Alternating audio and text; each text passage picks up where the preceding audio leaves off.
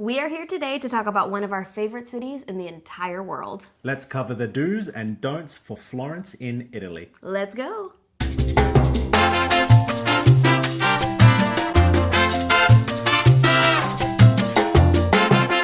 Hey everybody, welcome to Adventures with DNA. I'm Amanda. And I'm Donnie. And last year in November, we finally got to visit Italy together as a couple for the very first time. And our favorite spot that we visited there was, of course, Florence. We fell in love with this city. However, we did fall for a few things there, some tourist traps and overhyped social media spots. So we want to cover that today so then when you go, you don't fall for the same things that we did, but also you can take advantage of the incredible things that we did find. We're gonna cover some of the best food we had, some overhyped spots, some take it or leave it options, as well as some absolute must-see and do attractions and tours. Let's start with my personal favorite, the food. Okay, I'm taking this one first because my favorite sandwiches I've ever had in my life I found in Florence. So if it's cool with you, Amanda, I'm going to start with Il Girone de Ghiotti. Take it away. So sorry if I butchered that pronunciation.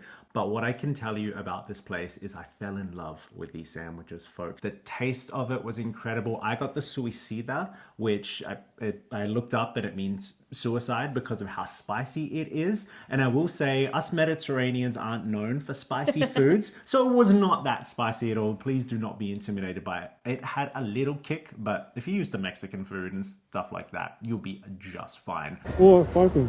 This sandwich was delicious. The crunch of the bread was amazing.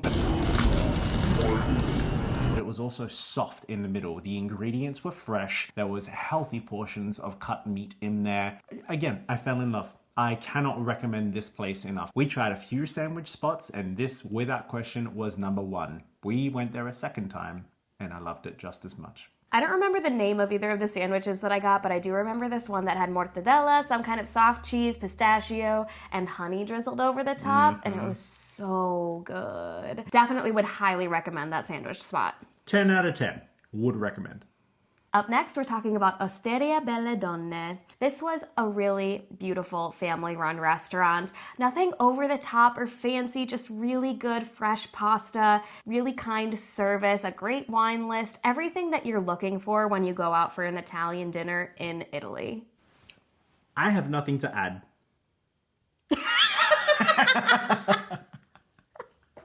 Would highly recommend this place. I agree with everything that Amanda said. We had a great time there. I can't add anything more. I think you covered it perfectly. Yeah. Would recommend this spot after a long day of traveling. This is a cozy, comfy spot with delicious food and lovely service. And romantic vibes too. Lots of candlelight, kind of dim lighting, just a really beautiful spot. Okay, next up we have Osteria Nolarium. This restaurant was right next to the Duomo, so we didn't have too high expectations. We thought it might be a bit of a tourist trap. But we have two reasons that we're recommending it. One, we found it on the fork, so we got 50% off of our meal. Great deal. Number two, it was incredible. The food here was absolutely delicious. This was some of the best calamari I've ever had. I'm Greek and I'm from Australia. I've had some good calamari before. This was delicious. I would go back for that alone. On top of that, the steak that I got was incredible. Amanda, your pasta, please talk about it because it didn't look incredible, but the taste, oh my goodness. Yeah, it didn't look amazing, but it tasted delicious. This was a stuffed pasta, similar to a ravioli, but bigger. I can't remember the exact name of the pasta, but the pasta was stuffed with mashed potatoes, which was always going to be a winner for me. If you know me, you know that I love mashed potatoes. It's a personality trait at this point. And I love it. Yeah. It was covered in a gorgeous cream sauce with freshly shaved truffles on top. It was so good. And then to finish off, we got the tiramisu here. I've never been a big fan of tiramisu. This was delicious. It was delectable, I dare say. It was just so good. We really enjoyed this whole meal. Can't recommend it enough. It was not that busy at all. So we got really personalized service. They were really appreciative that we were even there. And again, we got it for half price. And the views, as soon as we walked outside, you got the Duomo right in front of you. What more do you want? We'll talk more about the Duomo later. Highly recommend this place. Agree. Check it out. And finally, La Strega Nocciola, our most visited stop in Florence. This is a gelato shop and we fell absolutely in love. We discovered it on a food tour that we will talk about later. But we went back here just about every night because the gelato here was so fresh, creamy, delicious, smooth. I still have dreams about the pistachio gelato here. So good. Is it pistachio? Yeah, technically it is pistachio. Guilty. We learned this. You caught me. I'm not Italian. Shoot. What surprised me about this place was the mascarpone flavor. Never thought about having that as a gelato flavor before, but that is authentic to the region, so we thought we'd give it a shot. This thing blew my mind. It was delicious, way better than it should have been. So that ended up being the base for the rest of the gelatos that I tried there. And yeah, I think we went back 3 times after the first try. If you're a fan of a cream cheese frosting, you're gonna love the mascarpone gelato. This is not just a you should try it because it's good recommendation. This is if you don't go to get gelato here, you've missed out. You've made a mistake. 100%. This is the spot for gelato in Florence. And we have that on good authority from locals. So you gotta hit this up. All right, we covered our favorite foods. Now it's time we get into those overrated, overhyped spots that we were so excited to see did not live up to the bill. Absolutely. And we share this with you not to trash these places or anything like that, but because when you're traveling, I think of every meal as an opportunity to try something incredible. And there's nothing worse than going to a spot that you were excited to go to only to find that it was actually disappointing. It's true. And sadly, we did feel that way about some of these places we're about to talk about.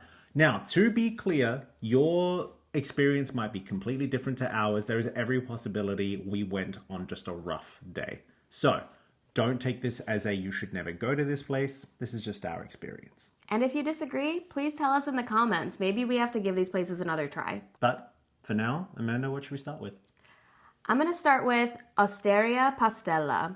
This place kind of went viral on TikTok, and I saw it on Instagram as well, for their cheese wheel pasta. It's the pasta they make they melt a bunch of cheese in the cheese wheel with brandy and set it on fire, and then they actually toss the pasta itself inside of the cheese wheel.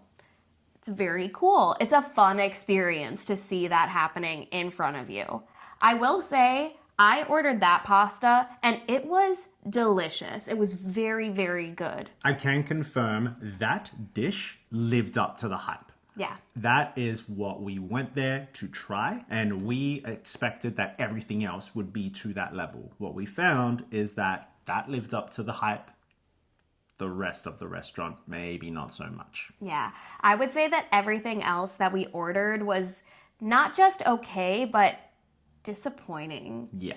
I would say the calamari was pretty bland. The salad I ordered even wasn't that great. Nope. And Donnie had a pasta dish that was so bad we actually sent it back, which is not something that we do. We live in Minnesota, you guys. We don't do that. This is the first time I've ever sent back a dish, and I've had some not well-made food before, and I just sucked it up and I ate it. This was that burnt. I could not eat more than a few bites. I tried to force my way through it and I wasn't going to finish it. So I was going to have a 25 euro plate sitting in front of me that had only just been touched. Fortunately, the service here was really sweet. They took that away and I was able to order a new dish, and I got the pesto tortellini. And it was fine. It was just fine. There was nothing great about it. It wasn't tasty. It wasn't flavorful. It was nothing compared to the cheese wheel pasta dish. Yeah, I mean, you don't go to Florence to have pasta that doesn't taste any better than what you can get in Minnesota. To wrap this section up though, I will say if you want to go get that specific truffle pasta that they make in the cheese wheel, go for it. Do it. That pasta was very good. Yeah. But if truffle is not really your thing, if you're not looking for a creamy pasta sauce, go somewhere else. You'll find better pasta elsewhere if you're not going to go for that kind of iconic dish at Osteria Pastella.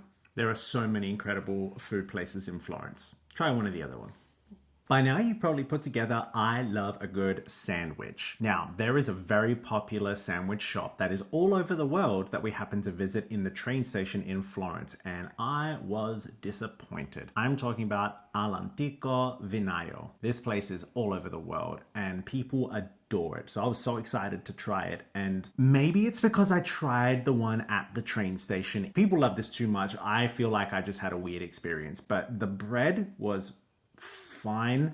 The flavors of the meat was okay. The sauces or the spread that they put on it, it just didn't hit at all. Especially when I think back to De Ghiotti.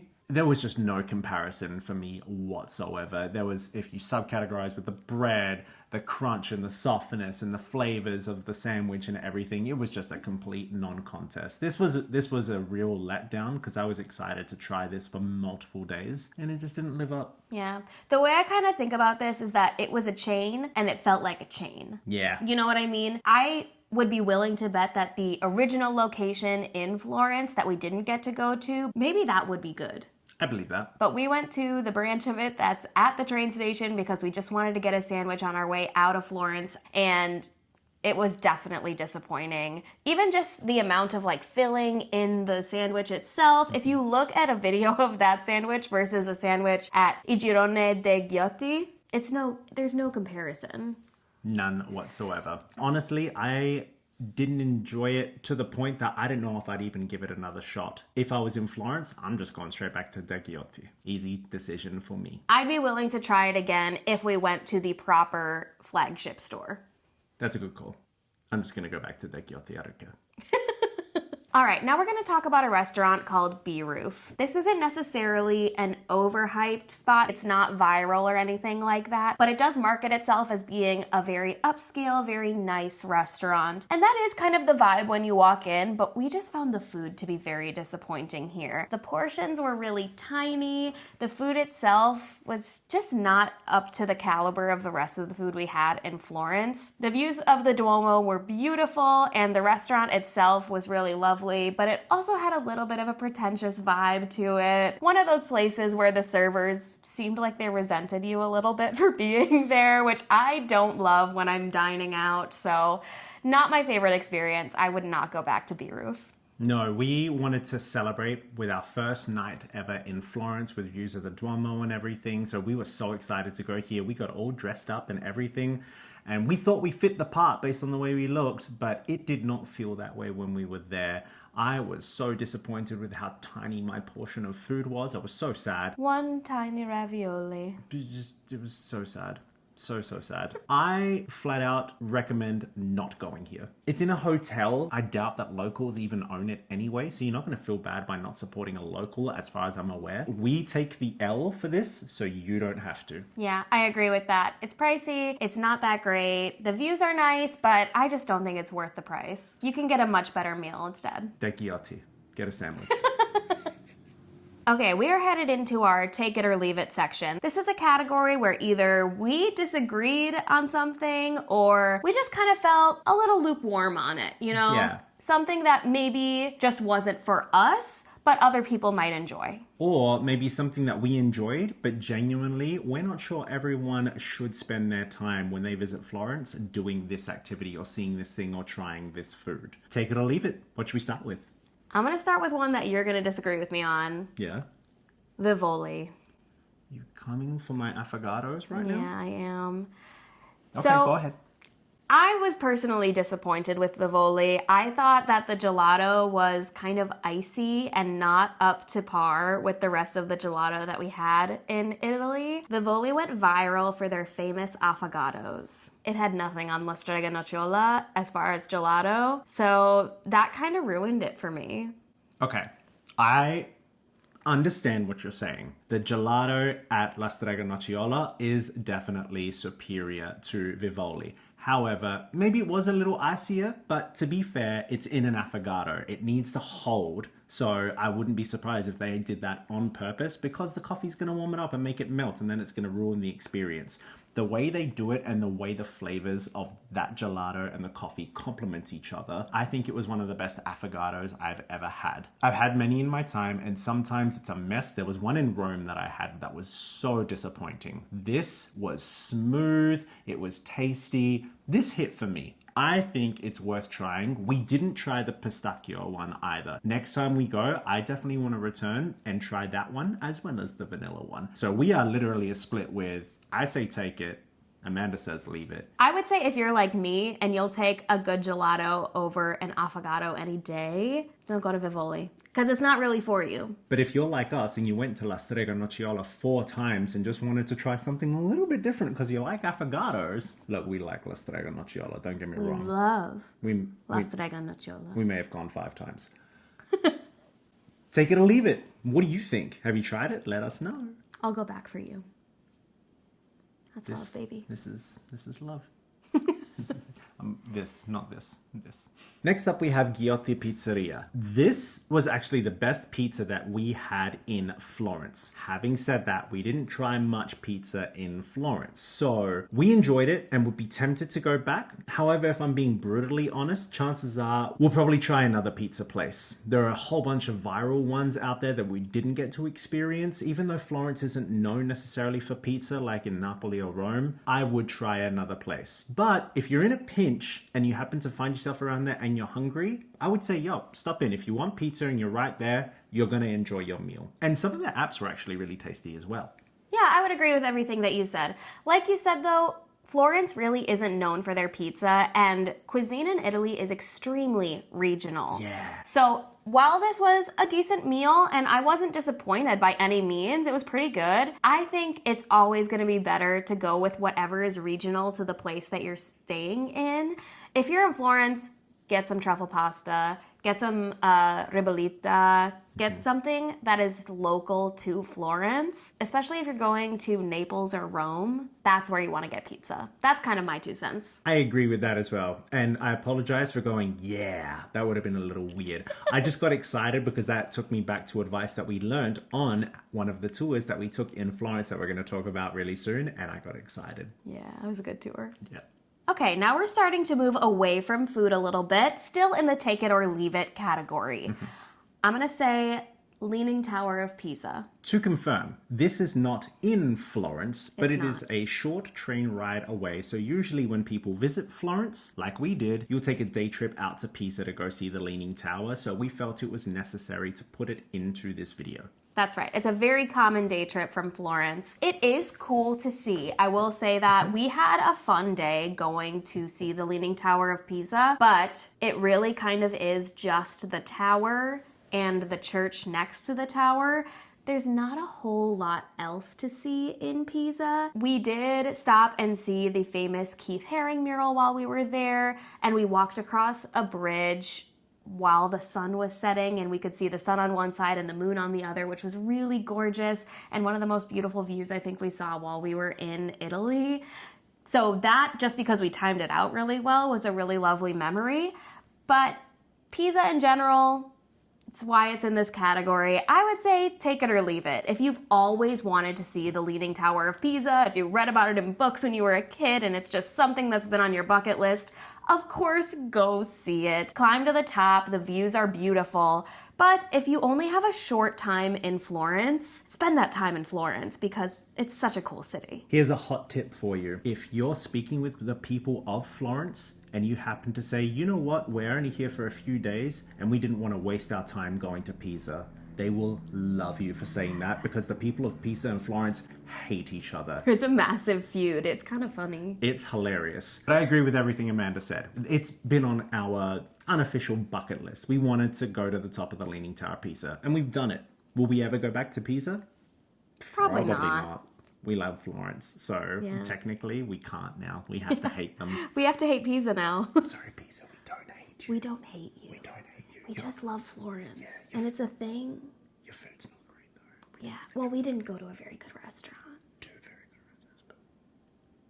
Anyway, I'm sure there's better food in Pisa than what we ate. Take it or leave it. Take it or leave it. Okay, one more in the section of take it or leave it, and this is slightly controversial. The Duomo. Stop. Wait. Amanda's love, the true love of her life aside from our puppy dog. Let me explain. Yeah, you better. The Duomo is 100% take it.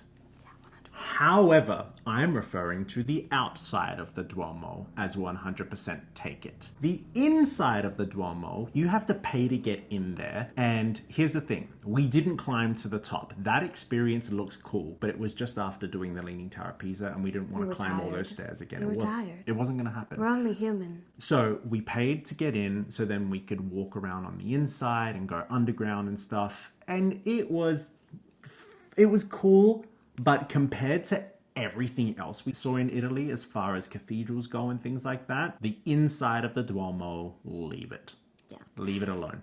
I will say the inside is not reflective of the outside. Not at all. There's a museum underground with some like relics from the first iteration of the Duomo. That was cool to see. If you're climbing to the top of the Duomo, we heard that experience is incredible. It's very cool. But if you're not going up to the top, it might not be worth going inside. The outside is so gorgeous. Just spend some time appreciating that. And that actually leads us into our very next category, our must-sees and must-dos in Florence. Taking a quick break before we move into our next section here. If you're planning on going to Italy in 2025, we want to hear from you, especially if you're going to Florence. What are you most excited to see? Anything that we've recommended here so far that you want to check out? Or maybe there's something we've missed that you're so excited to see. Pop it in the comments. We want to hear from you. And if you've been to Florence, tell us in the comments about some of your favorite dining experiences or some things that you did that you weren't really a fan of. We want to hear it all. We're going to keep talking about the Duomo because it was just my favorite site in all of Italy. Every morning we would walk past it because our Airbnb was very close by, and I would say, "Buongiorno, amore." And every night we would walk past it again on the way back to our Airbnb, and I'd say, "Buonasera, amore," because I just loved it. It's so breathtakingly beautiful. As we said, take it or leave it for the Duomo. As far as the outside goes, every single day we looked at it multiple times. We fell in love with that thing. It's gorgeous. The architecture of that, the design of it, the colors, the schemes. We learned that Florence is the birthplace of the Renaissance. I'm not sure if the Duomo really signifies that, but I just kind of fell in love with the Renaissance staring at the Duomo. Yeah. We're not art history majors or anything like that, so I'm not really sure about like the era that it's from, but oh my gosh, the intricacies of this building. I've never felt so much looking at a piece of architecture. Just really spend some time getting close up and looking at all of the designs on the outside because no two spots are the same. Every tile on this building depicts a story of some kind, and it's all so beautiful and so well done. The craftsmanship of this building is out of this world. Build some time into your trip, some just free time where you don't have anything planned, to just go and literally walk around and just look at this building. It's insane. And you will feel Amanda's love for it when you are there. I'm so passionate. I love the Duomo. Amanda is in love with the Duomo. I want to live there. It's a different level. Also, shout out to the Duomo for giving us the coolest first proper experience of being in Florence. We got off this teeny tiny bus and I thought it was hilarious. So luckily I had my phone out because I filmed the bus leaving us. And as I panned and looked across, there it was. And I'm so glad I have my reaction of that on film. Check it out. Teeniest bus. Holy shit. Next up, we have the Central Market in Florence. We got to visit this on one of our tours that we'll talk about in just a moment. So as you're going up to it, you've got kind of like a flea market on the outside with all sorts of stuff that you can buy. So there's already a vibe there. Then you go inside and it's all fresh produce everywhere. Everything looks amazing. Then you go upstairs and you can get a selection of pretty much whatever food you feel like eating. We went up there for breakfast one morning and it was so nice. When we go back to Florence, I believe we're just going to take a morning just to go hang out in the markets and chill like the locals do. It was delicious. It was such a fun vibe and I loved it. The Central Market is also a great place for souvenir shopping or if you're gift shopping for people. They have so many things in the downstairs area that would be great to bring back as gifts. A lot of these vendors will ship your products back to you. So you could buy cheeses, you could buy olives. We toured a little truffle stand where they had all kinds of different truffle products. You could get them all shipped back to the United States so that you don't necessarily have to pack them into your luggage. Shipping is of course an additional charge. It's kind of expensive, but if you don't have space in your luggage and you need to get it shipped back, that's a great way to do it. And if you're in Italy, what better gift is there to give somebody than food? True. That's what they want. That's all people want is food.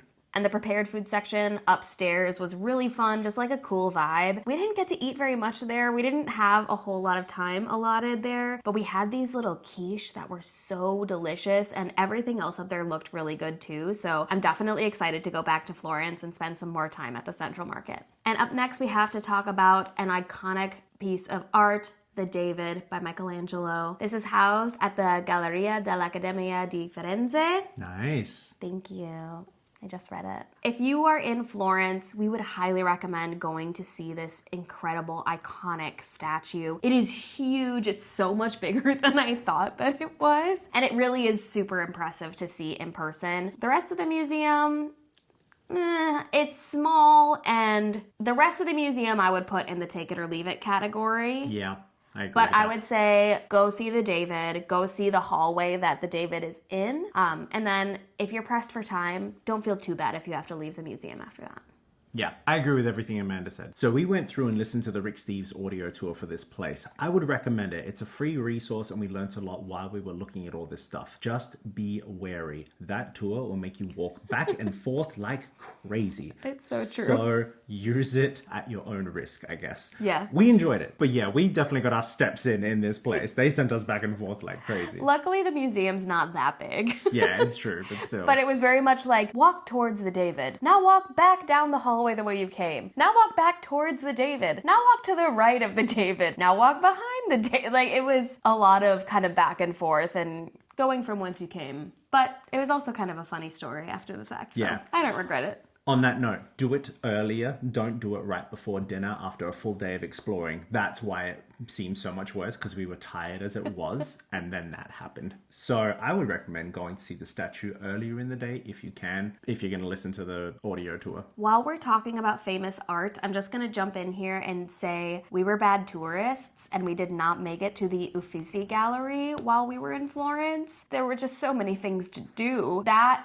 is something that as a tourist of Florence, you're definitely supposed to see. So we can't vouch for it personally, but we'll definitely be making our way there the next time we are in Florence. That is on our must-see list next time we go. Absolutely. Want to take this moment to say we're going later this year, but we're only there on a day trip and we will not be seeing that.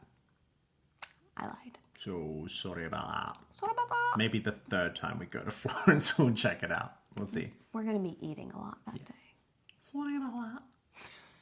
Next up in our must-sees and do's, we have the Ponte Vecchio, the bridge that has all of the shops on there. You gotta check this out. This place was so cool. I feel like, made a really good decision to go see it in the morning as it was opening. So it was not full of tourists everywhere. It was fairly quiet, and it felt like almost that little private tour that we got just to check it out and take our time window shopping as the stores started opening. And we had a lovely morning there. Yeah, I would agree with that. It's definitely a very cool place to see. It was really peaceful and it was nice to window shop. We didn't have really a budget to be able to spend a bunch of money on gold, which is what the bridge is known for selling. So it was nice just to be able to kind of see what was on offer without kind of feeling like you were expected to buy something, if that makes sense. Yeah. But also the views from the bridge of the river are just really lovely, and it's a really nice place to go. Check it out. It's iconic. Go see it while you're there. If you're looking for a really nice piece of gold jewelry, that might be a good place to look for it. Okay, now we're going to talk about a couple of the tours that we did in Florence. These were some of our favorite experiences, maybe of our entire trip. Legitimately, yeah. I think so. Up first, we're talking about a food tour that we did. We found this on Viator. I think that's how you pronounce that. It's called the Tasty Florence Street Food with Guided Walking of the City. Very catchy name. Yeah, it's exactly what it sounds like. We met up with a local and all of the other tourists who were taking the tour with us, and she took us to some of the local hidden gems in Florence, some places that we would have never discovered on our own, to find some really incredible, authentic food. And we got to try a lot of those dishes that are regional to Florence. I love doing food tours when I'm traveling, especially in Italy, because like I said earlier in the video, cuisine here is so regional and you don't always know what to order when you're at a restaurant. So finding out which dishes are really authentic to that region can really help you. We did this tour the morning of our first full day in Florence, and I think that was absolutely the right decision because it really informed the rest of the trip. 100% agree with that. Also, shout out to our tour guide. She was funny, she was informative, she was fantastic. We loved everything about this tour. All the places that we got to try and eat, all of the recommendations that she made for us. If there wasn't time to try something, she would say, okay, now this isn't part of my tour, I had to take it out because of time, but I would recommend you go here. But I will say, she also introduced us to La Strega Nocciola. She did, and we love her for that. Always will. If you're looking for a food tour in Florence, I'm sure there are so many great ones, but we can personally vouch for this one in particular. It was awesome. This was money well spent, and you will not regret taking this tour. It was actually very well priced as well, considering the amount of food that you got. We got lots of kind of small bites at a bunch of different spots, but then we also had a full sit-down meal and gelato at La Strega Nocciola. You will be full by the end of this tour, and you will spend about the same amount that you would have spent eating at a restaurant. I should also say, this never felt rushed either. Considering all we saw, all we did, it felt like we were able to take our time with everything. When we sat down to have lunch, it was such a leisurely pace. We got to chat with the other people and have conversations with the people on our tour and really get to know them. We enjoyed some wine. It was no rush at all, and the timing of it was from start to finish, perfect. This exceeded our expectations, I think it's safe to say. That's why we recommend this tour. Agreed. All right, folks, we are saving, I think, the best for last. This was absolutely our favorite tour of the entire trip. I should say it's mine. I assume it was yours as well. Yeah, absolutely. This was a wine tour that we were picked up from Florence to get here. It was right in between Pisa and Florence, about 45 minutes away. The name of this tour is My Farm, 3 experiences in one day. Booked on Airbnb. And this name lives up to that experience of 3 experiences in one day. We got driven out and we were greeted by our tour guide for the day, who was informative, charming, hilarious. Man, can that guy talk smack on Pisa. Wow. Yeah, he for real. ripped that He place does not like apart. Pisa. Not at all. It was hilarious. But he really knows his wine as well. The passion that he talked about it, he had just recently been accredited as a sommelier, so you know he knows his stuff. And he joked about the fact that they would always tease him there because he's not the type that would drink and then spit. He would swallow because he really loves his wine. Yeah, it was really fun to talk to somebody who has all of the knowledge about wine with none of the pretentiousness that I think sometimes comes with somebody who's a whiny. A whiny? Yeah, I don't know if that's the term, but sometimes I think wine has that air about it where it's like, oh yes, the notes and the blah, blah, blah, and like blah, blah, blah, blah, blah. No. He made it casual and fun. Yeah. He made it feel like wine should be accessible, which is kind of what this whole tour felt like a little bit. Even the wine that we purchased wasn't terribly expensive. I think the most expensive bottle we bought was 25 euros. And it is good wine. It is very good wine. As part of this tour, we also got to meet an authentic chef. This was a nonna. I think she was 80s or 90s, didn't speak a word of English. Somehow she was still able to praise Amanda for her pasta making skills, and she scolded me. But it was so much fun. She was so sweet, and we learnt a lot about making ravioli. She taught us 3 different ways on how to kind of fold the pasta. And when I was making my pasta, she looked at it and she said, molto bene. And that just made me feel like an absolute chef. And she looked at me and said, no, and pushed me away from mine. So there's that. But we got to try the ravioli that we did end up making, and it was delicious. And they gave us more wine to drink with it as well, which was also delicious. Yes. We should talk about the wine tasting itself. Yes. So the wine tasting was so unique and so cool. We started out by sitting in almost like movie theater style seats to watch a film about this vineyard. It was kind of kooky and kind of fun. They used projectors to kind of extend the screen. They had fans sitting in front of us, so when they talked about weather affecting the crop and they had wind on the screen, they had the fans blowing at us. It was very immersive. It was kind of like a poor man's 4D. Yeah. But it was so kooky and fun, and it was just a silly experience. It was really cool and also very informative. So we learned a lot about kind of the growing process of the grapes and the creation of the wine itself, as well as the owner of the establishment, who happens to be a professional musician, so very artistic, and you could feel that across the entire tour that we had. That was embedded with everything that they did.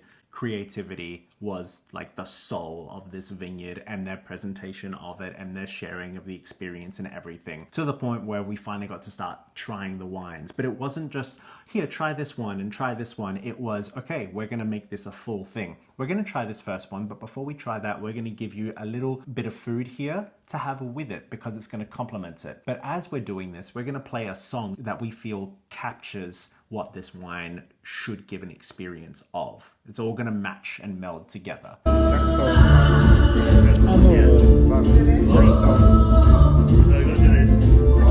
oh my god, it was so much fun. It sounds pretentious and it sounds silly, but the whole experience was just, from start to finish, was such a fun day, and it felt like we were trying some of the best food and wine that we've ever had, to the point that we bought 6 bottles and had them shipped back, and we still have one left that we're excited to try later. Such a fun day. Definitely highly recommend doing it. Even just touring the farm itself was really fun and informative. Our guide, like we said at the beginning, was so good and so entertaining and smart. No complaints about this tour. Go do it. It was our favorite tour of our entire Italy trip. I never thought I would say I'm tempted to do the same wine tour ever again. I would legitimately do this again. I had that much fun and enjoyed every part of the experience that chances are we'd have to go with someone else. I don't know if the two of us would do it by ourselves. I mean, maybe. Maybe. But maybe we might do it again. If we have time in Florence, we might just go and do it again because we loved everything about it. It was that good. This is a strong must-do recommendation. Yeah. And in terms of cost, considering the fact that you get the wine tasting and the cooking class with the meal, it's such a good value. I mean, I saw tours that were just wine tours that were more expensive than this experience. I saw cooking classes that were more expensive than this experience. So the fact that you got to do both plus tour the farm, you just can't beat that value. And it's absolutely 100% supporting local as well, because our tour guide showed us his house across the river, kind of a thing. We could see everything from there. This was authentic as you can get for this region. I dare say this was a perfect tour. Yeah, it was great. Highly recommend. Thank you so much for watching our overview from our time in Florence, everybody. We hope you enjoyed, and if you did, please be sure to hit that like button. Also, be sure to subscribe and feel free to share this with a fellow traveler. We want to make sure that this is a helpful resource so when others travel to Florence, they don't make the same mistakes that we did with those social media overhypes and tourist traps. And if you're wondering how we afford all of this travel and how you might be able to as well, check out this latest video we made about some of our favorite travel credit cards that we use to make travel a lot more affordable. Thanks for watching, everybody. Keep adventuring. Ciao. Ciao.